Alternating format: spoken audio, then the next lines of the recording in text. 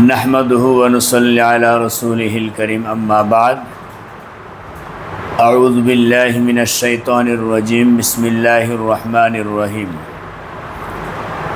अल्लज़ीना आमनू व तत्मइन्नु कुलूबुहुम बिज़िक्रिल्लाह।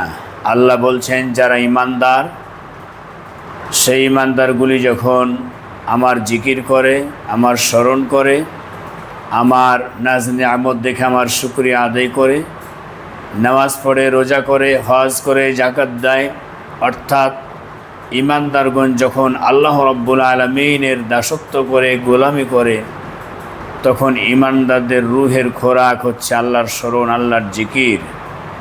তখন ঈমানদারদের রূহটা শান্তি পায়। এই রূহ নামক আত্মা আল্লাহ রাব্বুল আলামিন দিয়েছেন ভিতরে। এই রূহ এর খোরাক হচ্ছে আল্লাহর জিকির, আল্লাহর স্মরণ, কোরআন তেলাওয়াত, জিকির আজকার, তাফসির মাহফিল, ওয়াজ মাহফিল। এক কথায় প্রত্যেকটি ভালো কাজ যখন আল্লাহর কোন ঈমানদার বান্দারা করে, তখন ঈমানদারদের রূহের খোরাক হচ্ছে আল্লাহর জিকির, আল্লাহর স্মরণ। আলা বিযিক্রিল্লাহি তাতমাইন্নুল কুলুব। আল্লাহ বলছেন জেনে রেখো, আমি আল্লাহর স্মরণ ছাড়া, আমি আল্লাহর জিকির ছাড়া ঈমানদারদের রূহ শান্তি পেতে পারে না। রূহ তথা নাফস, আত্মা, এই আল্লাহ তাআলা তিন প্রকারের আত্মা দিয়েছেন আমাদের। এক নাম্বার হচ্ছে নাফসে আম্মারা। যেই নাফসে আম্মারা নাফস যাদের ভিতরে আছে, সে নাফস সর্বক্ষণ কি করে খেয়াল করুন।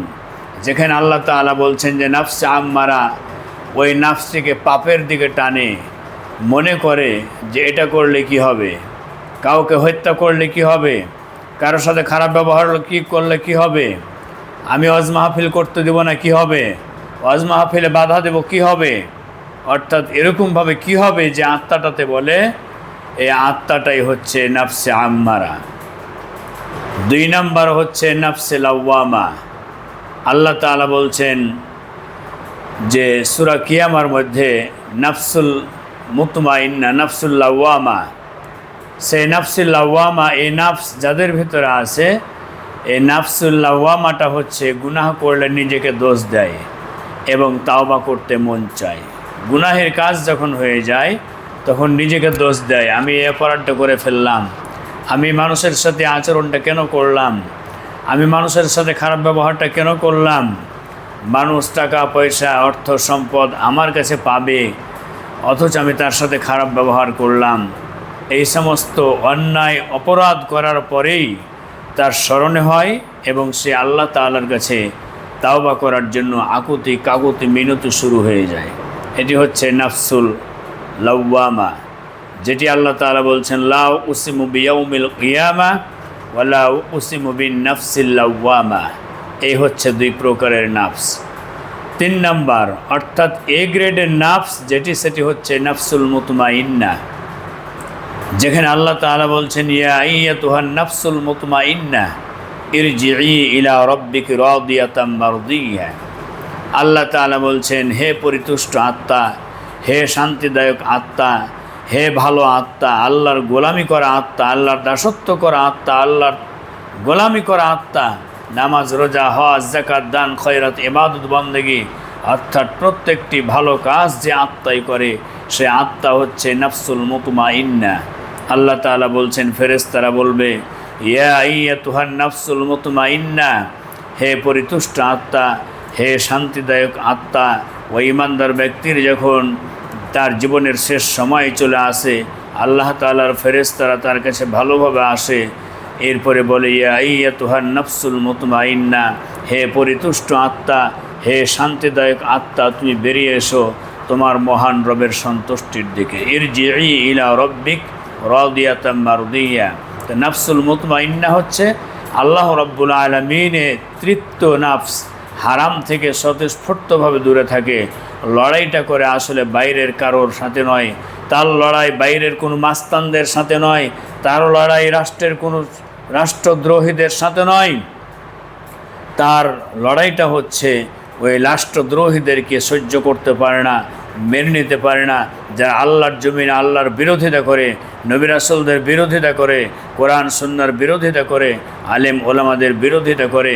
এমন নাফস, যে নাফসটি খারাপ কিছুই গ্রহণ করে নিতে চায় না, এবং আল্লাহর এই জমিনে যখন সে নিজেও কোনো খারাপ কাজের দিকে অগ্রসর হতে চায় তখন তার নিজের নাফসের সাথেই তার লড়াইটা হয়। আর এই নাফসটা হচ্ছে নাফসুল মুতমাইন্না। যখন তার লড়াইটা নিজের সাথে লড়াই হয়, নিজের নাফসের সাথেই লড়াই হয়, সেই লড়াই সে কৃতকার্য হয়, কারণ সে আল্লাহ রব্বুল আলমিনকে খুশি করতে চায়, আল্লাহ রব্বুল আলমিনকে বেজার করতে চায় না, ইবলিসকে বেজার করতে চায়, আল্লাহ রব্বুল আলমিনকে খুশি করতে চায়। এমন একটি নাফস, এমন একটি আত্মা, যে আত্মাটা হচ্ছে নাফসুল মুতমাইন্না। সম্মানিত উপস্থিতি, এই জন্য নাফস 3 প্রকারের। শ্রেষ্ঠ মানের নাফস, এ গ্রেডের নাফস, ইয়া আইয়াতুহান নাফসুল মুতমাইন্না।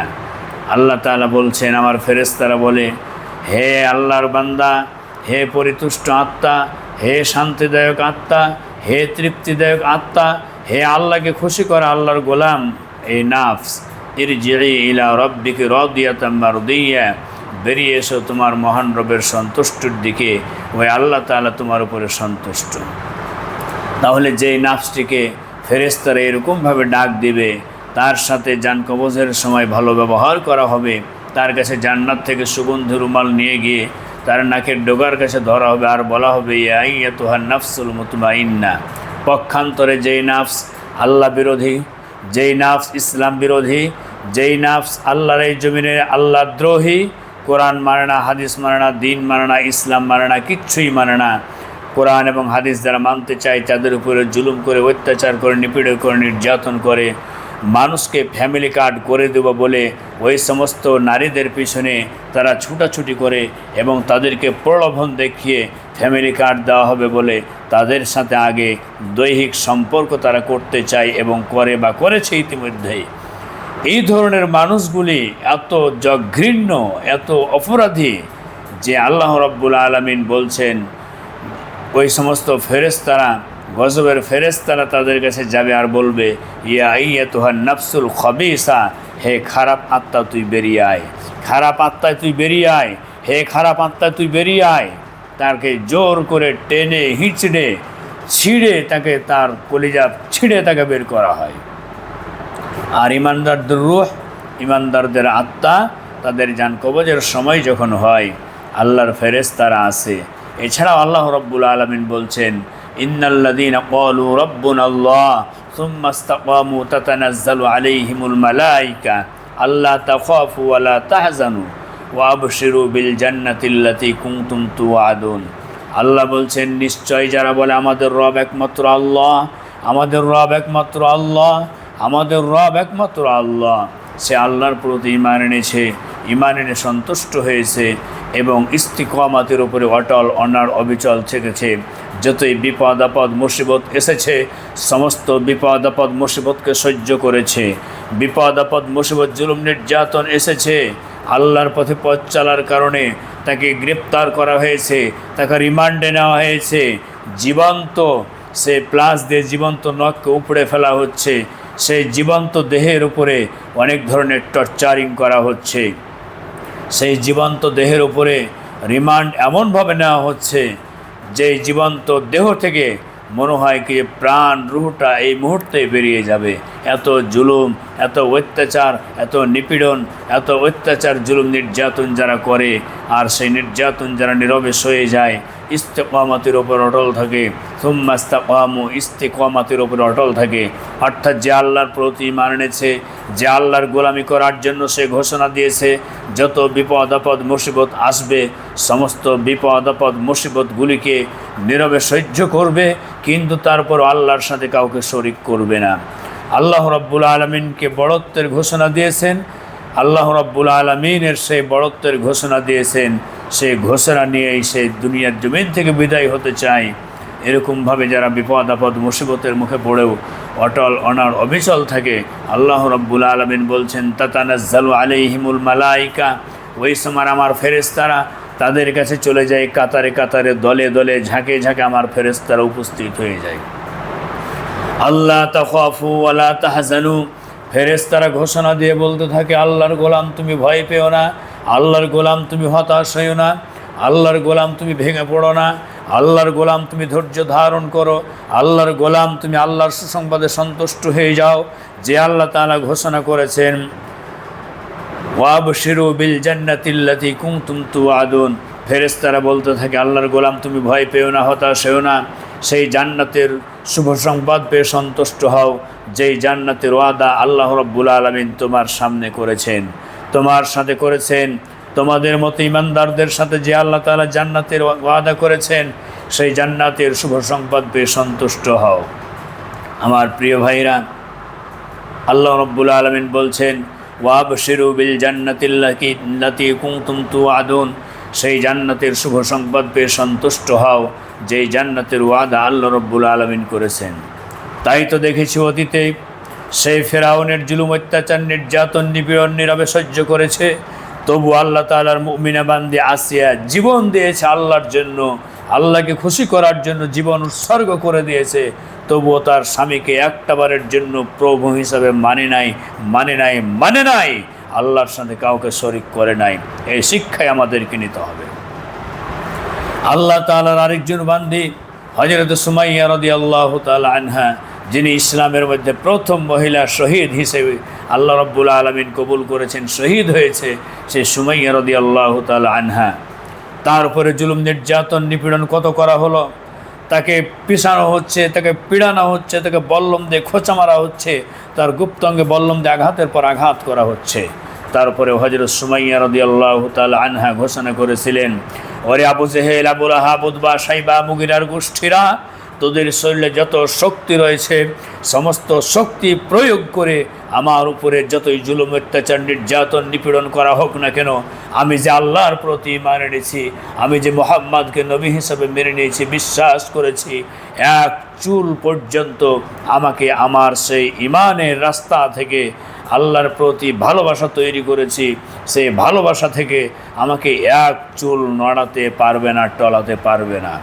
সুমাইয়া রাদিয়াল্লাহু তাআলা আনহাকে গুপ্তাঙ্গে বল্লমের পর আঘাতের উপর আঘাত করতে করতে দুনিয়ার থেকে বিদায় করে দেওয়া হলো। সুমাইয়া রাদিয়াল্লাহু তাআলা আনহা শাহাদাত বরণ করলেন, ঈমান দিলেন, আল্লাহ রাব্বুল আলামিনকে ভালোবেসেছেন, আল্লাহর প্রতি ঈমান এনেছেন। তারা সে জীবন দিলেন কিন্তু ঈমান দিলেন না। তার ঈমান কত দামের, তার ঈমান কত দামের, তার ঈমান কত দামের। এইরকমভাবে যুগে যুগে, কালে কালে মুসলমানদের উপরে যত জুলুম, অত্যাচার, নির্যাতন হয়েছে, সমস্ত বিপদ আপদ, জুলুম, নির্যাতন সহ্য করেছেন, কিন্তু তারপরেও ঈমান দেন নাই, কারণ ঈমান বড় দামের। আমার প্রিয় ভাইরা, আসুন যে তিনটি নফস সম্পর্কে আলোচনা করলাম, আমরা যেন ইয়া আইয়াতুহান নাফসুল মুতমাইন্নাহ এর অধিকারী হতে পারি এবং সেই ধরনের কাজ করতে পারি, আল্লাহকে খুশি করে ইহজীবন ত্যাগ করতে পারি। আল্লাহ তাআলা আমাদেরকে ইয়া আইয়াতুহান নাফসুল মুতমাইন্নাহ ইরজিই ইলা রাব্বিকি রাদিয়াতাম মারদিয়া ফাদখুলি ফি ইবাদি ওয়াদখুলি জান্নাতি, সেই জান্নাতের মেহমান হিসেবে আল্লাহ তাআলা আমাদেরকে কবুল করুন। আল্লাহুম্মা আমিন। বারাকাল্লাহু লানা ওয়া লাকুম ফিল কুরআনিল আযীম। আসসালামু আলাইকুম ওয়া রাহমাতুল্লাহি ওয়া বারাকাতুহু।